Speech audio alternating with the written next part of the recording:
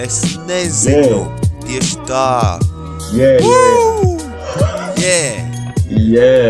Es šai dziesmai nesrakstīju atskaņas, pat ja Kārlis man teica. Ir 15:34 Rīgas laiks. Es uzvalku kurpes, kuram virsū rakstīts Nike ChatGPT.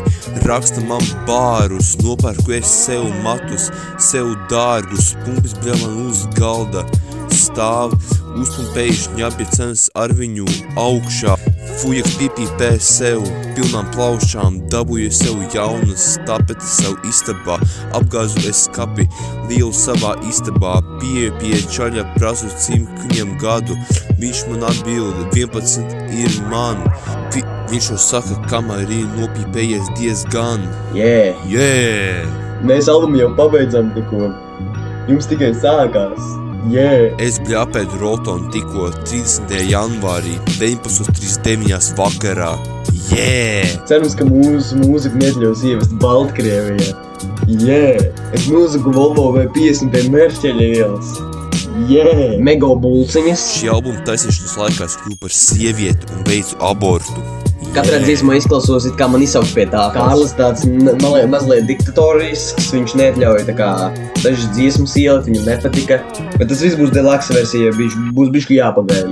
Šiliņā. Albumā vajadzēja būt Drake'am, 21 Savage'am, Ice Spice'am, bet viņi neiesūtīja savu tekstu laikā.